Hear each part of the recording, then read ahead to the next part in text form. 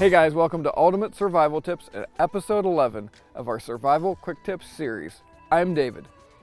Today we're going to break down a vital yet often overlooked survival topic as we discuss how to make sure you have an abundant supply of fresh, clean, and safe drinking water in a disaster.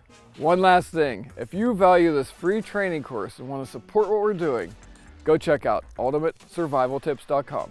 All right, let's get started.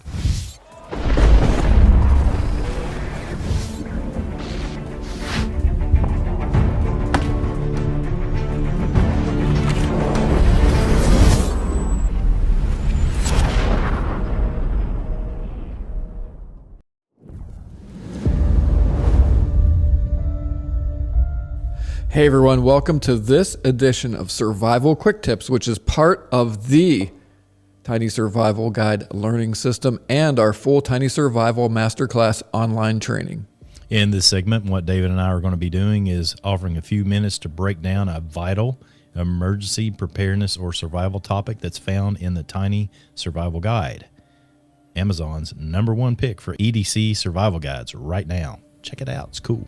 And along the way, we will share a few action steps that you can put into practice today. In this episode, we're going to be referencing Section J, which is water, in the Tiny Survival Guide as we take you through 5 keys to safe drinking water in a disaster or survival situation. Really important content. We got a lot to cover, so let's get into it.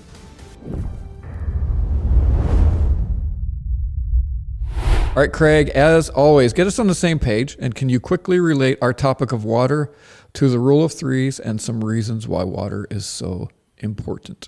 Well, real quick, in 3 minutes, you've got to have proper blood flow and oxygen flow. 3 hours, maintain your core body temp, and then 3 days is how we try to help people remember that you must have water. You can live a lot longer, more than 3 days. However, you really start becoming a non-functioning human if you're not getting proper hydration, if you're getting zero hydration in 3 days. Okay, now let's go through these 5 keys to safe drinking water in a disaster or survival situation. And the first thing let's talk about real quick, and I know you've got a very distinct answer for this. What's the best way to carry water? In your belly.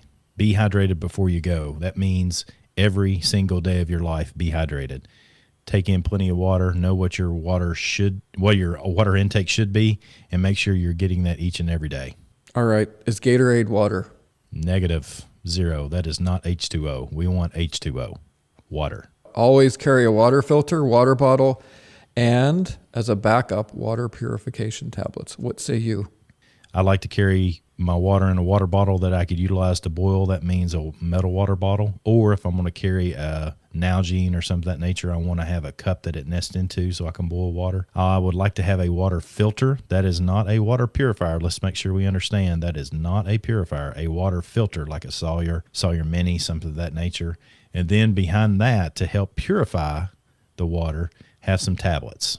Do not drink water directly from creeks, streams, springs, rivers, ponds, lakes, or swamps. Where do we get water, Craig, and why shouldn't we drink directly from these sources? Well, there's several different ways. We're not wanting to drink that water from those water sources that flow on the earth because there's a real good possibility to have protozoan or bacterial contamination in them.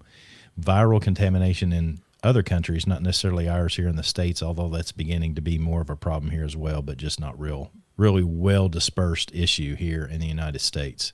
But with that said, any water that comes from the sky is good water. So any water you can collect from rain, you can gather snow, let it melt in your water bottle, and then drink it after it becomes body temp.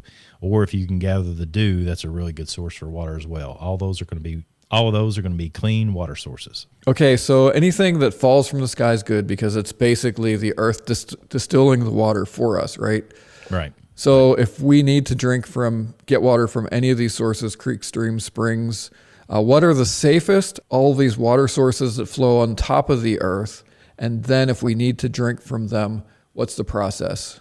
We want to gather water from as close to a source that comes out of the ground as possible. So your best source is going to be some sort of spring. The issue for us is that the longer water flows on the surface of the earth, it's going to have more opportunities for contaminants to get into it. Therefore, get water from a spring when you can. whenever you do that, if you're getting to the point where you're starting to feel those pains, the first thing that you'll feel when you start getting dehydrated is a hunger pain.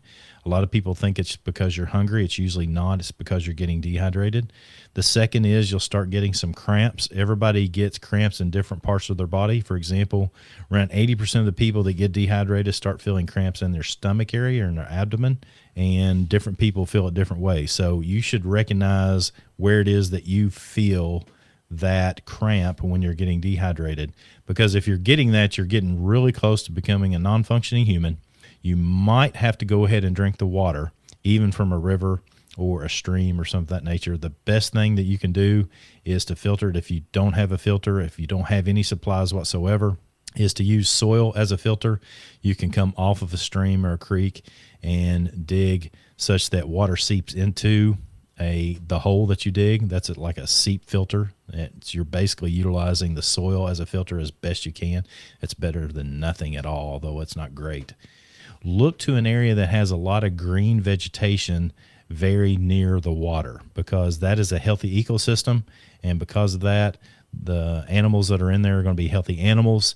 You want to get water that's flowing through that green vegetation, because that will act as a natural filter. And if you're seeing a water source that has a lot of leeches and slugs and stuff of that nature, stay away from it, because that's a contaminated water source, and your body's not going to like it. So let's just say that we don't have any water and we have really not a whole lot of hope for water. How do we survive up to 10 days in a life or death only situation without water? Don't do anything. Just lay there and be lazy. I keep saying it throughout these quick tips. One of the best things you can do is understand survival is an actual lazy man's game. Don't burn any calories. Don't burn any water. You've heard me say it 100 times. Don't do that any more than you have to. Build that shelter, lay down, relax, set yourself up for others to find you, and do your best to not do anything at all. Do not drink or try to filter salt water. Yeah, filters do not work on salt water. The only thing you can do there is you have a very expensive desalination equipment, which is beyond the scope of something that most people can carry in their pack, obviously. And at the same time, you can boil salt water and catch the steam, if you will, that comes off of it, like set a tarp or a garbage bag above it and catch that steam. That steam's going to be clean water, and so you can utilize it that way. Okay, let's just talk as we close this section out about water that you can drink without filtering. Again, just focus your attention on stuff that falls from the sky. That's rainwater. That's going to be clean snow. That's going to be ice that you melt. You don't want to be eating ice chips out in cold weather, because that's going to lower your body temp. And you can use something to collect dew. Again, one of the things I mentioned earlier, I didn't go into detail, was collecting dew, but you can tie a bandana to your leg, walk around in the dew-covered grass early in the morning, then take that bandana and wring that in your mouth, and you'll have clean water. Just make sure you don't walk through contaminated, toxic plants. Okay, everyone, we are again out of time for this survival quick tips segment, but in a moment, Craig and I are going to continue the conversation with some exclusive content for our tiny survival masterclass students that will include how to find water in the environment when water is scarce.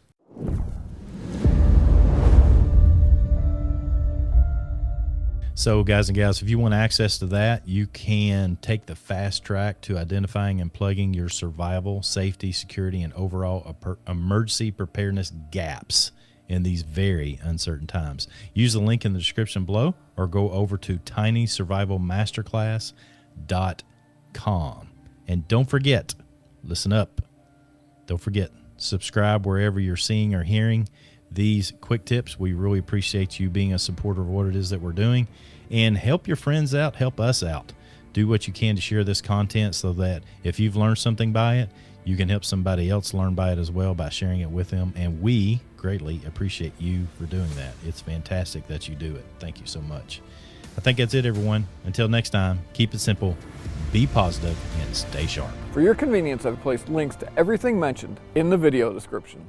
Make sure you smash that like button and click the bell icon to get notified when we post new survival and preparedness content. To support this channel and encourage us to continue to create new videos and sweet, innovative new gear, go check out our new line of MSK1 knives and EDC gear over at ultimatesurvivaltips.com. And last but not least, don't forget to go check out our 5-star rated podcast, The Survival Show on all major podcast platforms, including Apple Podcasts and Spotify. Okay, this is David. I hope to see you on the other side. And remember, be prepared because you never know.